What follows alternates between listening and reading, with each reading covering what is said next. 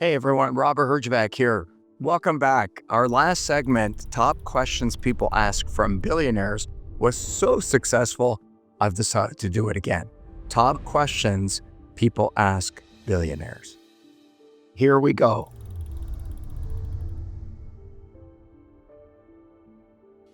If you have nothing to sell, sell joy.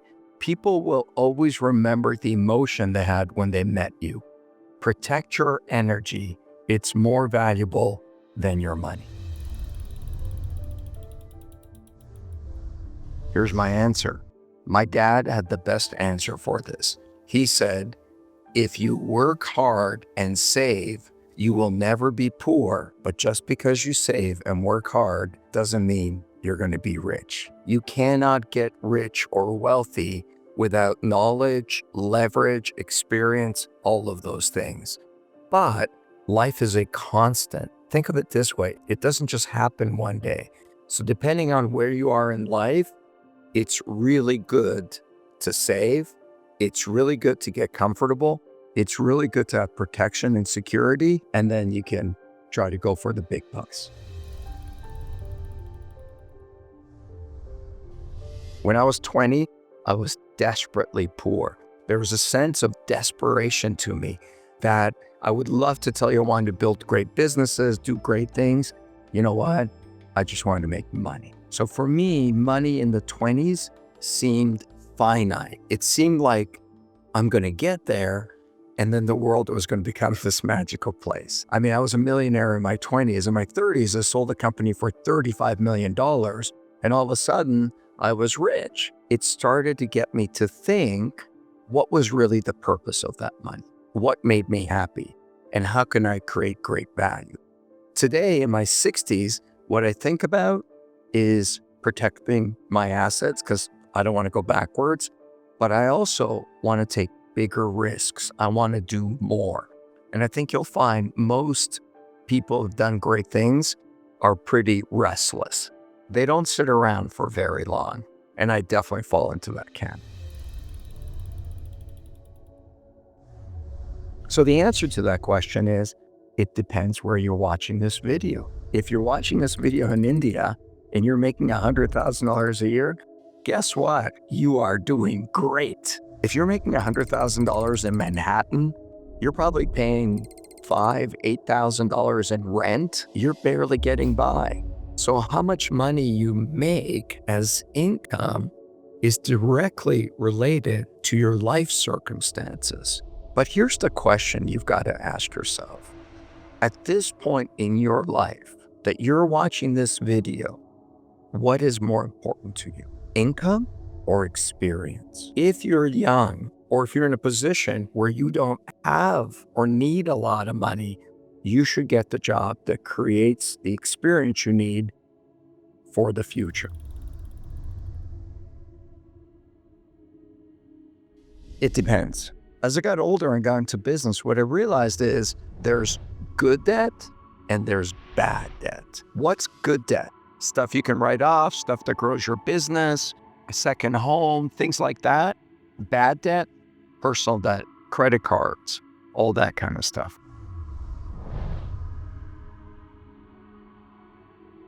Well, you should try to pay it off. How do you pay it off? If you have the means to pay it off, you got to get there faster. The faster you pay off the principal, the less interest you're going to pay. The question becomes, how much are you willing to suffer in order to get debt-free? And this is where saving $5 on a coffee does help. This is where not going out for dinner helps. This is where a couple of years of sacrifice is going to get you ahead. Very, very hard to build a great business when you have that much personal debt.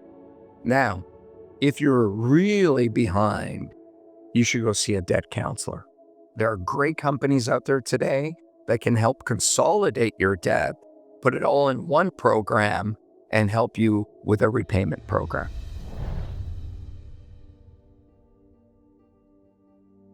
Biggest relationship mistake that entrepreneurs make is two things. They get into business and their judgment is people they like. Oh, here's my friend. I like him. We get along, let's get into business. You should get into business with people that supplement the skills that you don't have. So if you're great at sales and you can't do engineering, bring an engineer into the business, bring an accountant in the business. Number two, you have to have a very clear path for disagreement. It's like marriage. People always assume it's always going to be work out, it's always going to be rosy, but you should treat it like you're about to get divorced. Who's going to make those decisions when you don't get along?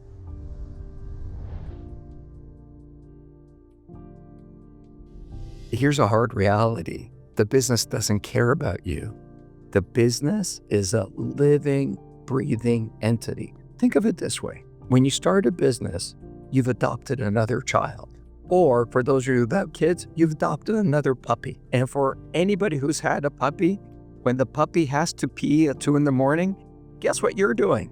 You're getting up at 2 a.m. to take the puppy outside. Your business is a living, breathing thing. If you are not willing to commit to that business above everything else at the beginning, you're really going to struggle.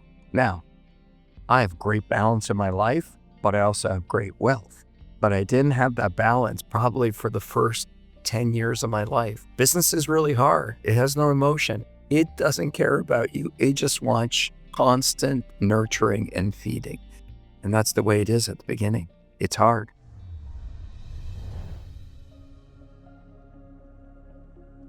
Here's an answer you may not be expecting. It's actually got nothing to do with business. It's got to do with relationships. Yes, look at me. I'm giving you relationship advice now. The most important partnership you'll ever have in life is the person you marry. I mean, they're for you or they're not. People make the biggest mistakes, the biggest hit to wealth, but the person you marry and the person you end up with can be one of the biggest determining factors in your success, or it can really weigh you down. The world can be a really lonely place. Finding the right partner can make the darkest days a lot sunnier.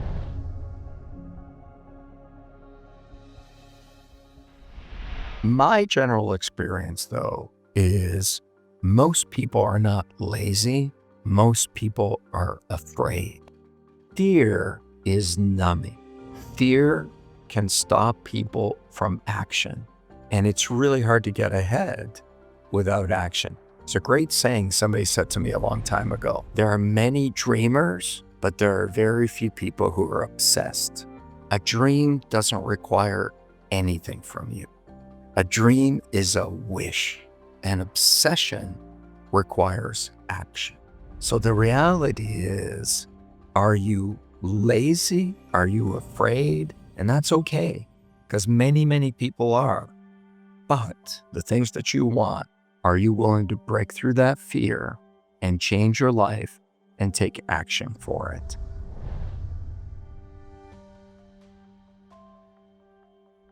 Is there periods of time in your life that are wasted?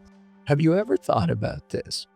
Whenever you sell a company or you try to raise money, most of the people in the room come from equity or venture capital, and they all have super fancy degrees, but none of them have ever started a business. Doesn't that sometimes make you think? So that's one. The second one is partying. You know, in your 20s, you got to make a decision. Either enjoying life and partying is important to you, or getting ready for your 30s and 40s is more important to you. I mean, it was easy for me because I was a super geeky guy who didn't have a lot of friends. So there wasn't a lot of temptation. I was not getting invited to a lot of parties. So it was easy for me to stay home and learn and study and start a business. You can waste time at any point in your life. Colonel Sanders started Kentucky Fried Chicken when he was 64 years old. You're never too old for success, and you're never too young for it either.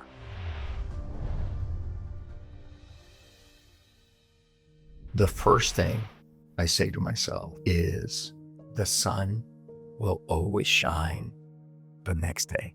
I've learned life is long, and no matter how bad today is, tomorrow is the opportunity for better. Easier said than done. When my mom was sick and she was in the hospital, it was probably one of the worst times of my life. And I know it's easy to say, oh, sun's going to shine tomorrow. But if I couldn't do it. I didn't have the mental fortitude to will myself to feel good. So I did something that stayed with me forever, is I started running. I've basically run almost every single day, 5 miles since that day. And it snapped me out of it. And you know why? The pain of running was so uncomfortable that the mental pain of what I was going through came secondary. But every day when I run, it's a small win. I need that, and it means so much to me on those days. So you got to know what works for you.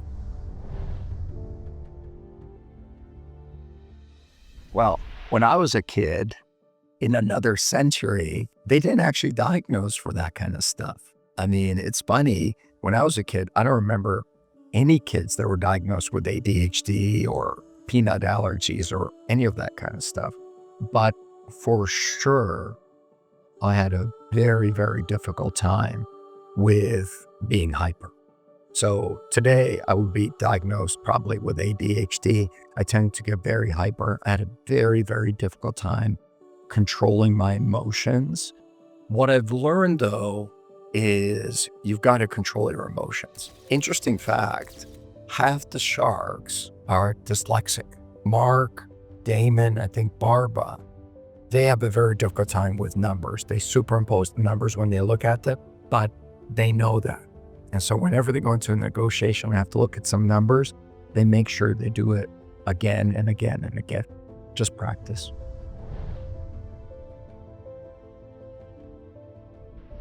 So do you need the perfect plan? No. What you do need, though, is a vision. What I realized in my 20s was I can't get to where I want to go in 1 year. So when I was tired of being poor, I remember I sat around, I had like a piece of paper, I was going to do all these things. And I looked at it and I said, there's no way I'm going to do this in 1 year. You always overestimate what you can achieve in 1 year and underestimate what you can achieve in 10. When I started my 20s, I was poor, no idea what I wanted to do, didn't know a thing about cyber. By 30, I was a multimillionaire. I was one of the top people in the world on cybersecurity. I'd already built and sold a business, and I was looking to sell my next business, which I did 5 years later for $35 million. Did I have a plan? No. Did I have a vision? Absolutely. It's going to take you time. Start now.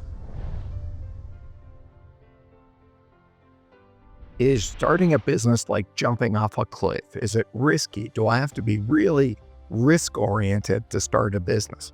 No. Starting a business is not like standing on the edge of a cliff and jumping off. That's stupid.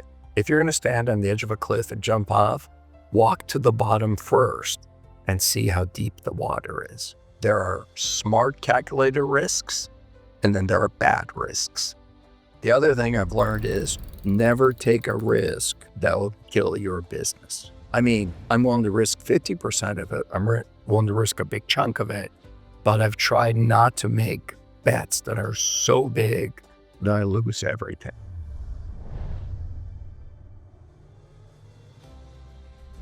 I think it depends where you are in your life. In my 20s, I was definitely not the result of the 5 people I hung out with.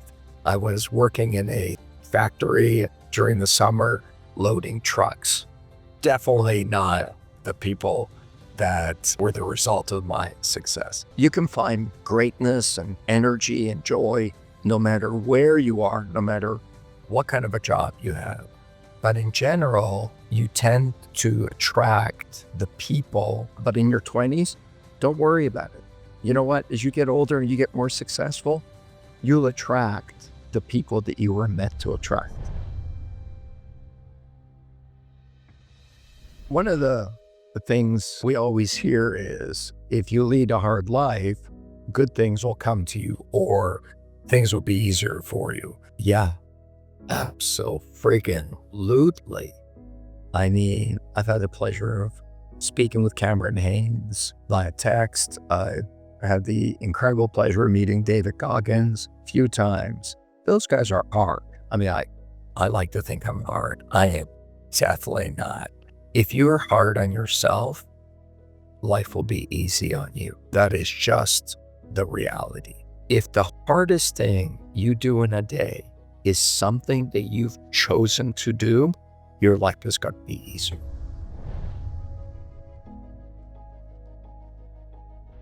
Definitely in my 20s, I was chasing something. It's not that I was chasing something. I was running away from poverty. I was running away from the way we were living. I was running away from being made fun of. I had a massive chip on my shoulder, and it probably helped me through all those dark times to get ahead. Once I kind of got there and I won, it didn't change me, but it calmed me. It stopped me from running away from something and made me think about where I'm going. And that was the biggest change.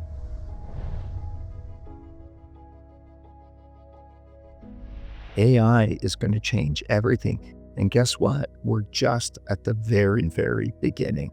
If I was starting out today, I would spend every waking moment learning about AI, just like I did at cybersecurity. Not that cybersecurity is dead or any other industry, but AI will be such an amazing force for change. You got to get on that bandwagon.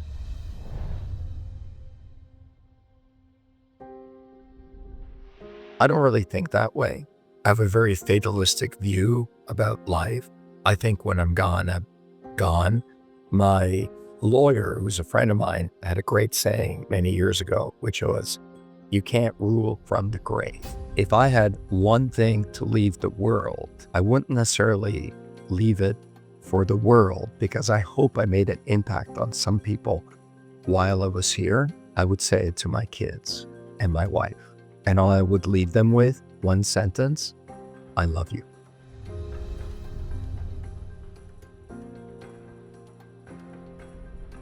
I've never been burnt out. I have come very, very close to the edge of burnout, and then I just shut down and move away. You cannot be successful unless you're healthy, and that's physically and mentally. And I think I've always been fortunate to know when I'm overwhelmed and just break out and do the things that bring me back down. For me, it's working out, watching TV, just whatever.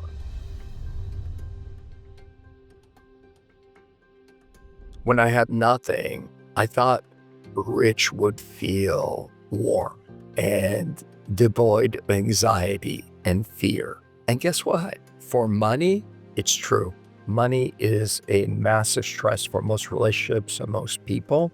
Once you get over that, life doesn't just stop. I mean, being wealthy isn't something that you walk into and all of a sudden every single day is sunshine and unicorns. There are bad things that still happen to me. It felt good not to worry about that, but that alone doesn't guarantee a happy or enjoyable life.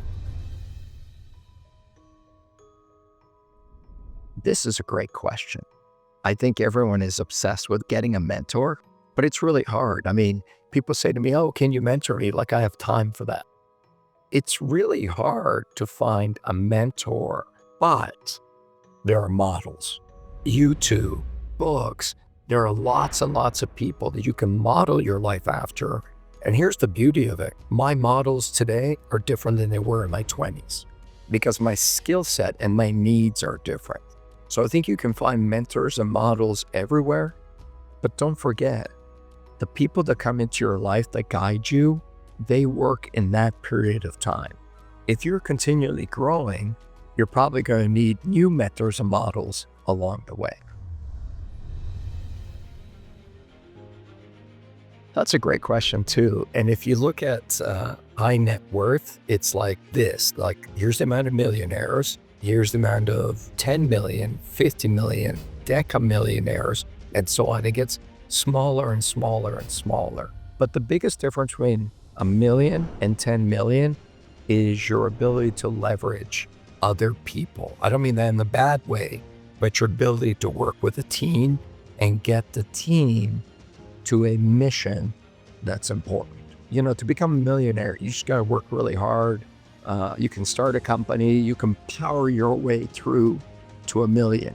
But typically, to get to 10 million, you need a team. I'm a huge believer that every small business is a byproduct of the entrepreneur. So show me a small business that's in trouble, and I'll show you an entrepreneur that's going through something.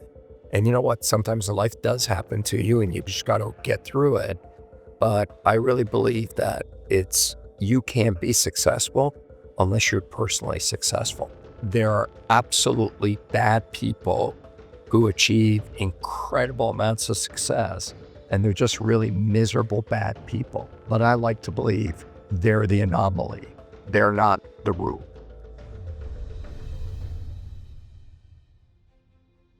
The riskiest and scariest decision I ever made was going on Dancing with the Stars. I'm a TV guy, obviously, but Shark Tank is 5 of us sitting in a chair talking about business. Super easy. I mean, it comes native to me.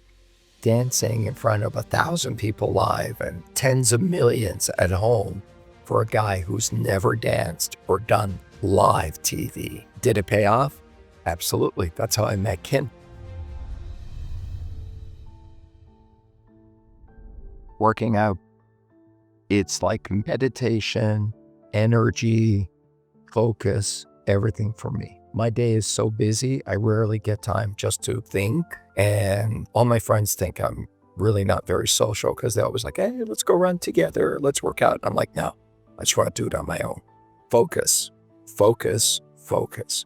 It's probably the biggest daily contributor to my success. The absolute first thing I would do is go into the field where I'm an expert. You know, the world rewards expertise. So part of my success is not built on the fact that I've leveraged money. My success is built on the fact that I really knew an industry, cybersecurity. Now I really know AI. So if I lost it all, I would probably start a services-based business. Why? Because I don't need any capital. Build up from that, provide value, and do it much faster.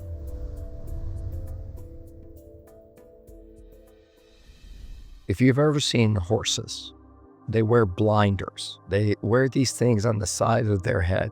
Do you know why they give that to horses? So the horses stay focused on going forward.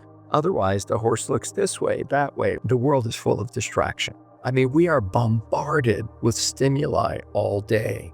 The other thing I try to do is try to figure out and I write them down, what are the 3 things I need to achieve today?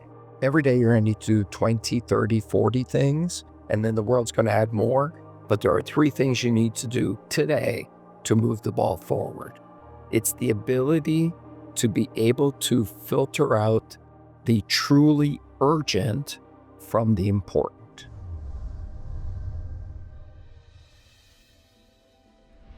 I love cybersecurity, and I would probably go back into that. I'm still involved with it. I'm still involved with my whole company. I'm on the board, and we have great board meetings. We have a great new CEO, but I would also get into AI, which I have gotten into because I think it's the future. I mean, I love technology because it absolutely rewards you for the value that you add. I hope you enjoyed this video, and if you did, please subscribe. And if you have any questions you'd like me to answer in the future, please send them to me.